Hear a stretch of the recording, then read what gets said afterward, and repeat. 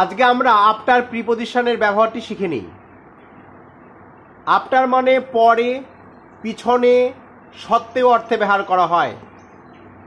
যেমন after me আমার পরে, আফটার গোয়িং যাওয়ার পরে, আফটার 4 আওয়ার্স 4 ঘন্টা পরে, আফটার সানডে রবিবারের পরে, আফটার রাইটিং লেখার পরে, আফটার 2 ইয়ার্স 2 বছর পরে, ডে আফটার ডে দিনের পর দিন।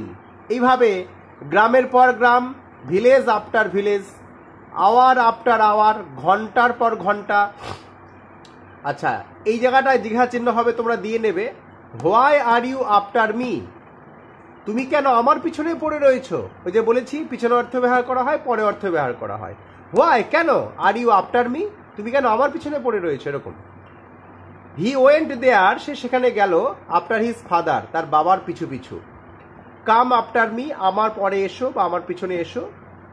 নামকরণ বোঝাতে আফটার প্রিপোজিশন ব্যবহার করা হয়। যেমন কোনো স্কুল কারোর নামে তৈরি বা বাড়িটি কারোর নামে আছে, এরকম।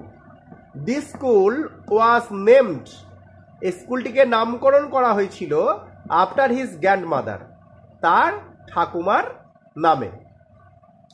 এইবারটা আমরা আফটার প্রিপোজিশনে আর একটা ব্যবহার শিখবো, সেটা হচ্ছে সত্ত্বেও ব্যবহার অর্থে ব্যবহার করা হয়। যেমন এই উদাহরণটা, যে আফটার অল হিজ এফোর্টস, তার সমস্ত চেষ্টা সত্ত্বেও, দ্য সন ছেলেটি, কুড নট মানে পারল না, সেভ মানে বাঁচাতে, হিজ ফাদার তার বাবাকে। তাহলে after all his efforts, efforts মানে প্রচেষ্টা বা চেষ্টা, তার সমস্ত চেষ্টার পরেও দ্য সন ছেলেটি, could not save his father, ছেলেটি তার বাবাকে বাঁচাতে পারল না।